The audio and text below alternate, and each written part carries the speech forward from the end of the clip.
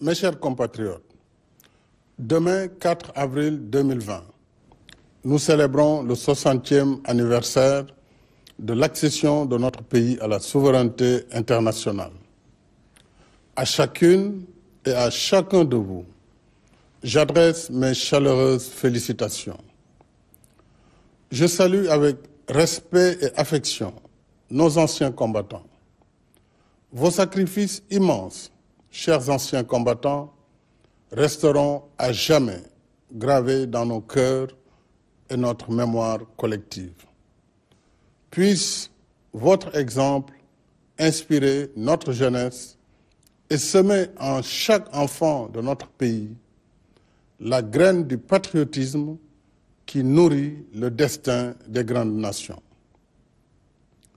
À vous, officiers, sous-officiers et militaires du rang, je renouvelle ma confiance dans vos missions au service de la nation et de la paix dans le monde, souvent loin de vos familles. Ces missions ne sont pas sans risque. Je salue la mémoire de nos soldats tombés au champ d'honneur et forme des vœux de prompt rétablissement pour les blessés. Aux familles des défunts et aux blessés, je veux assurer que l'État restera toujours à leur côté.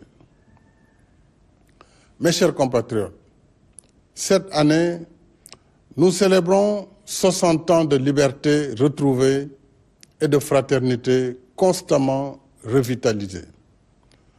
Nous devons ce parcours paisible et convivial à notre commun vouloir de vie commune, à l'abri des turbulences qui déchirent les peuples et froissent leur destin.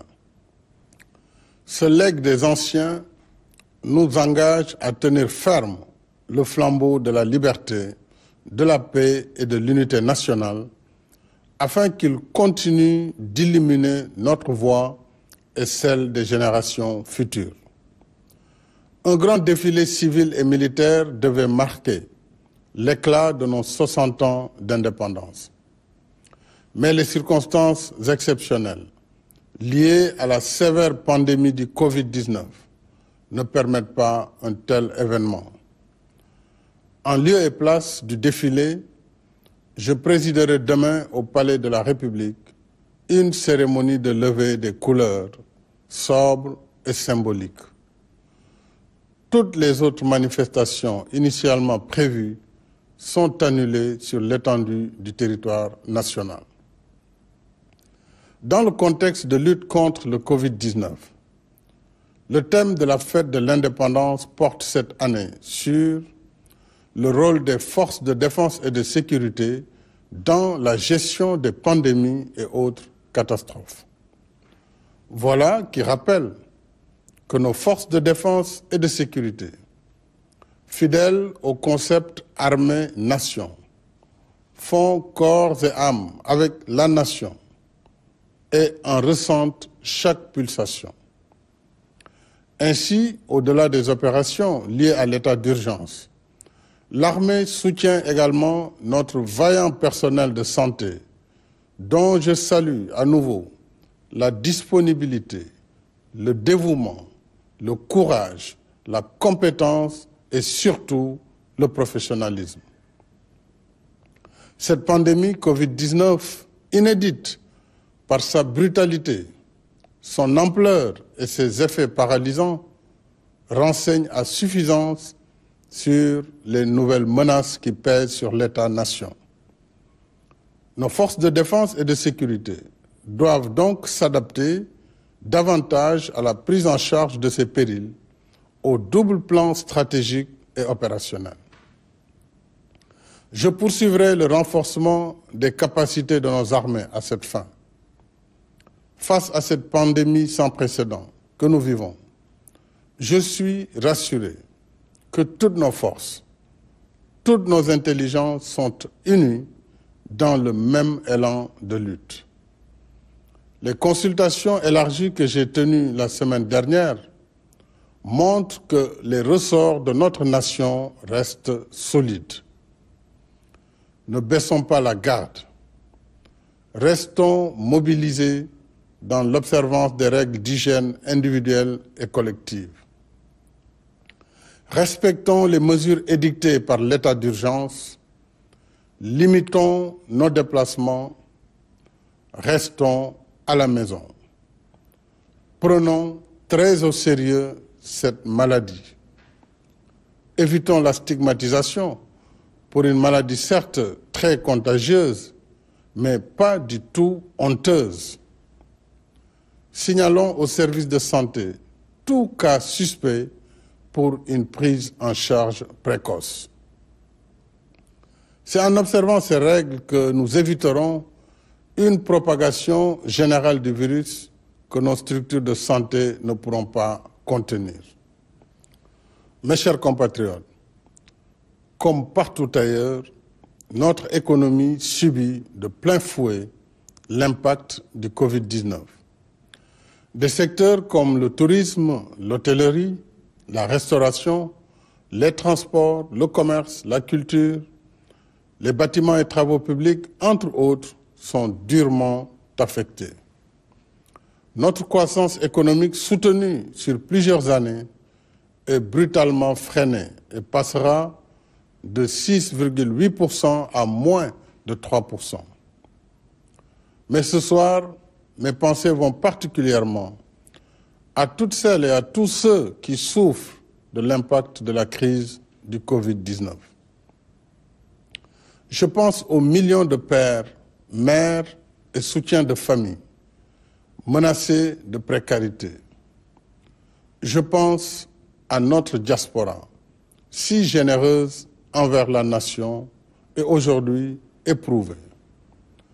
Je pense aux nombreuses entreprises et à leurs salariés, tous victimes de cette crise imprévue.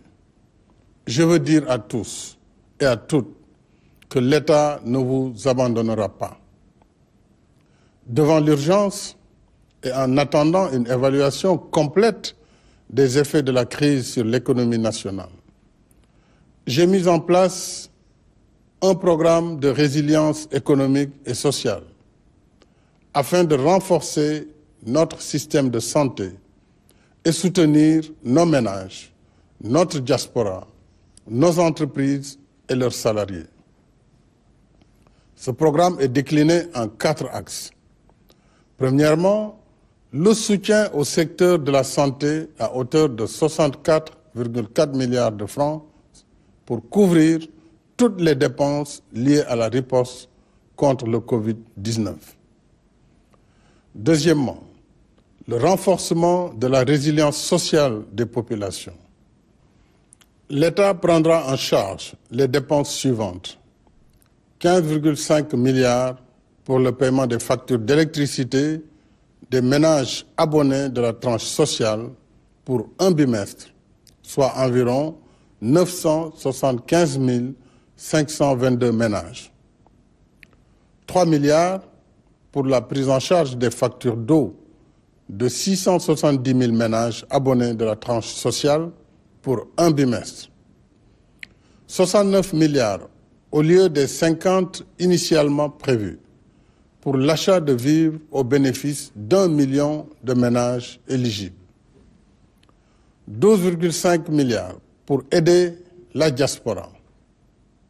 Troisièmement, l'État sauvegardera la stabilité macroéconomique et financière pour soutenir le secteur privé et maintenir les emplois à travers un programme d'injection de liquidités assorti de mesures fiscales et douanières.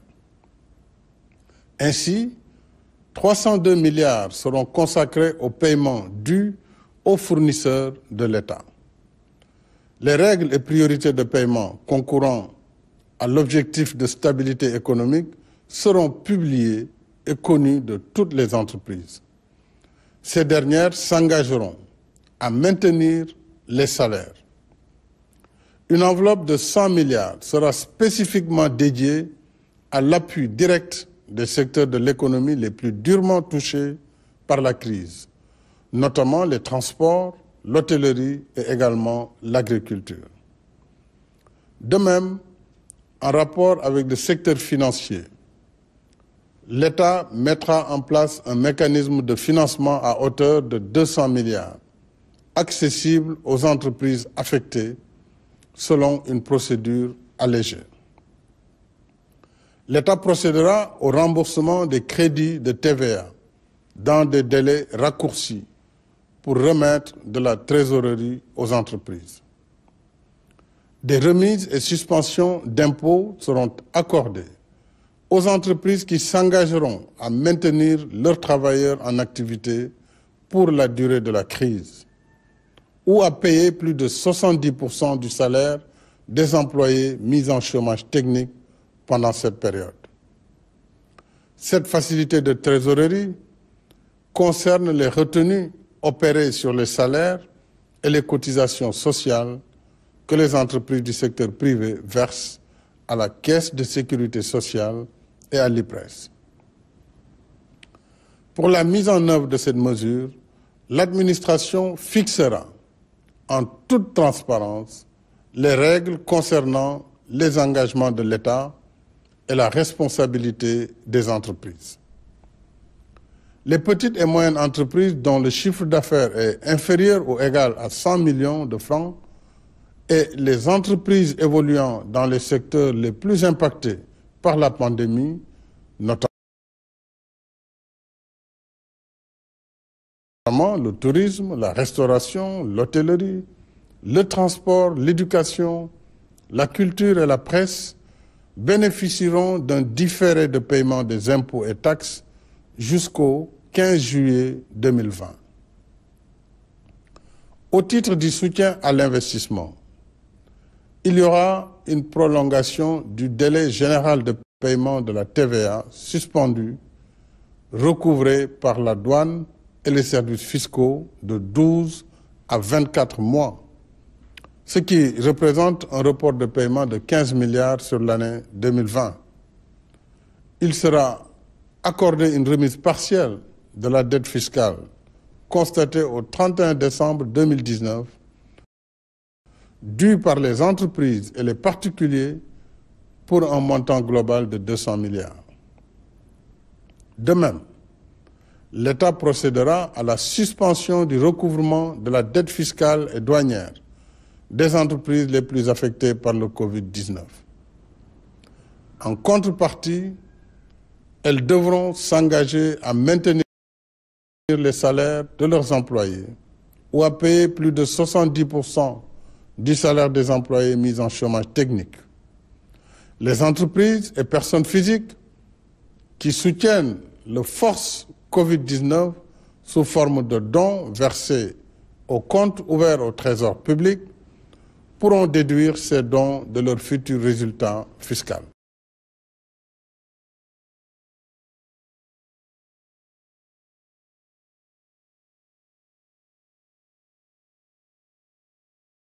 De 159 milliards de francs.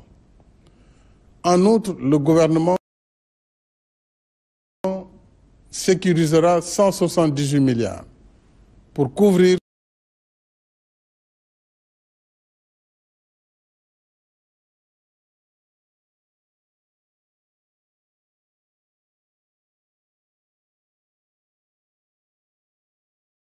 l'approvisionnement régulier du pays en hydrocarbures, produits médicaux, pharmaceutiques et denrées de première nécessité.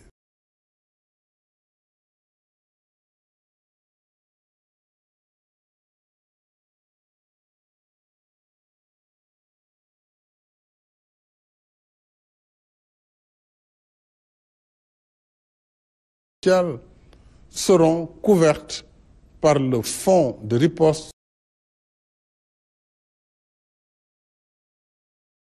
contre les effets du Covid-19, Force Covid-19, doté de 1 000 milliards de francs CFA, financé par l'État et des donations volontaires.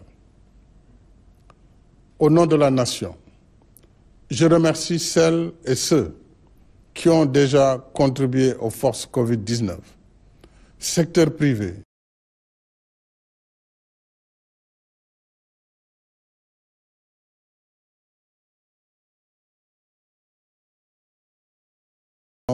d'inclusion et de transparence, le force Covid-19 sera supervisé par un comité de pilotage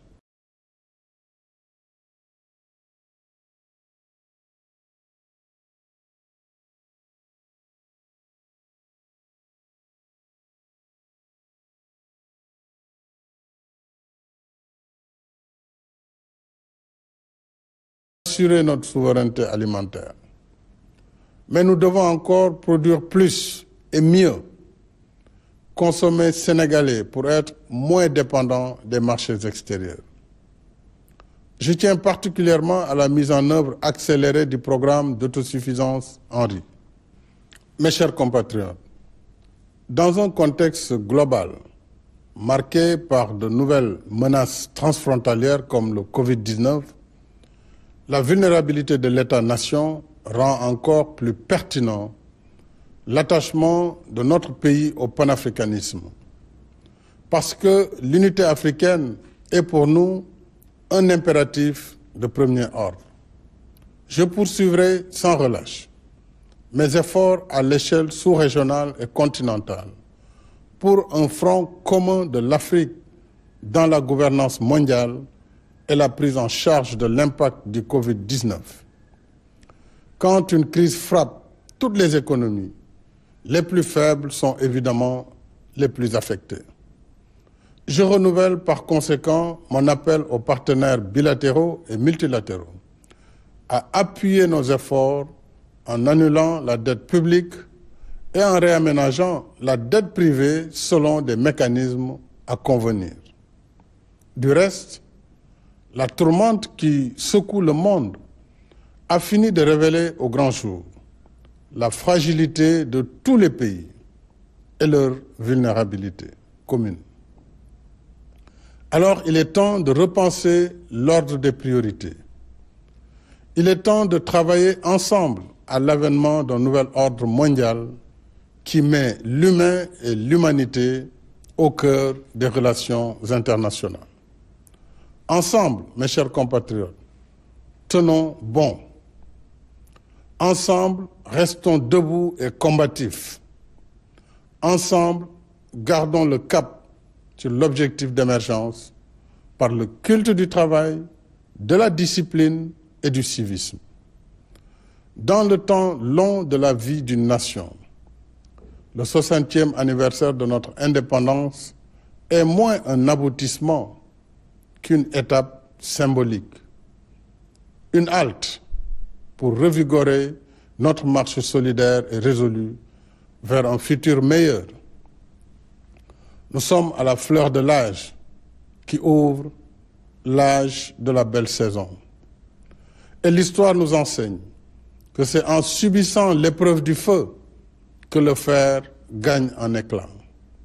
Il en est de même de la nation pour la sauvegarde de sa liberté. La liberté est un combat de tous les jours.